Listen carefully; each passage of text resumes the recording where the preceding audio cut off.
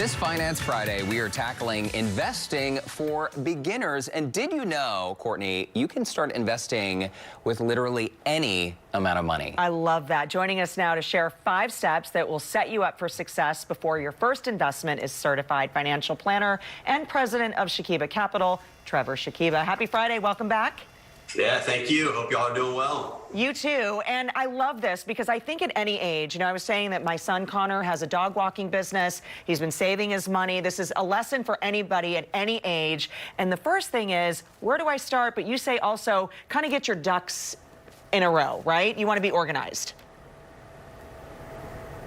Talking about the market and how to start investing in real estate. And I actually had a few viewers that reached out to me and said, well, wait a minute, I'm just looking to get started. And that's a great point for everyone out there. The first thing you want to do is just get organized. So I always talk about this. Most people know how much money they're actually making, but they don't know where it's going. And so that's what I mean by getting organized. Are you living below your means? That is the key to everything if you're going to pay down debt and save.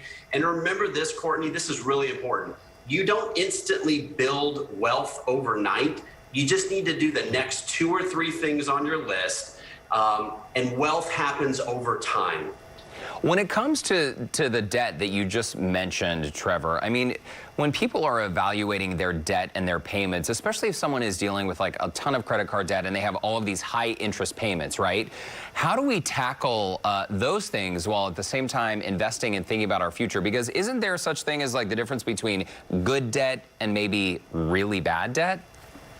Yeah, absolutely. That's a good point to make. Look, right now, let's say that you're looking to refinance your house, for example, and you're able to get it at 3% or less. That is not a bad debt. It's incredibly historically low, and you're actually building equity in your house. So really what I'm talking about here is debt that's at 10% plus. Of course, if it's anywhere near 20%, we really got to get a handle on that. So how do you, again, going back to my first point, how do you get organized?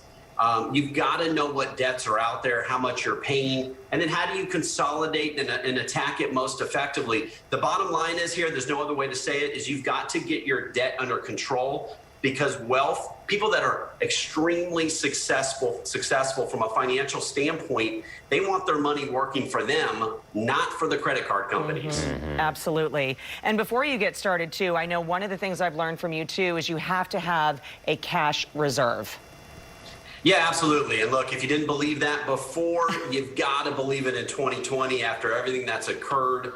And so you've got to have something to fall back on. And usually financial planners, we like to say 3 to 6 months of expenses. So do that calculation in your head and really try to target that. One other point here, though, is start out with a manageable goal. I see this all the time. If you don't have any cash reserve right now, saying you're going to have $20,000 in the next 6 months may not be realistic. Start off small, try to get to that point, and then keep building on it. And look, this, just like debt, is critically important. It's a foundation to building wealth. Yeah, and so true during COVID. Like, a lot of people had their eyes opened about just how much money they would need in reserves.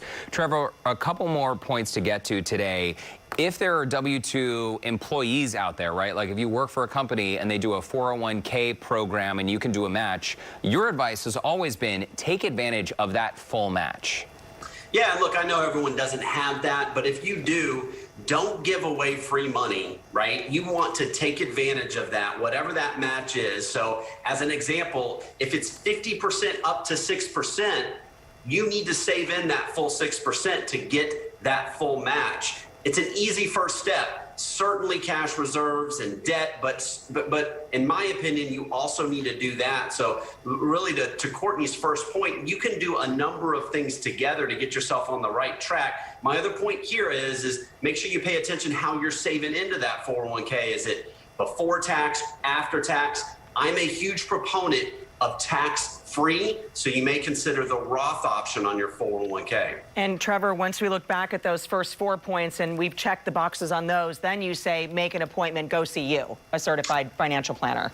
Yeah, look, I mean, after those first 4 points, it can get quite a bit more complicated. And so before you start looking to hire someone or partner with someone to develop that financial plan, make sure you've got your foundation in order. And then after that, absolutely, I'm always talking about this, but you've got to have a plan in place, right? And you know how the old saying goes, if you care where you end up, you need to have a plan. So that would be my advice, but you can absolutely, to the viewers there, you can absolutely do those first 4 points and get yourself on the right track. Okay, Trevor Shakiba, we got to leave it there today. Thanks so much for your advice. You bet. Take care. And if you are looking for a new way to invest, you can connect with Trevor by visiting ShakibaCapital.com.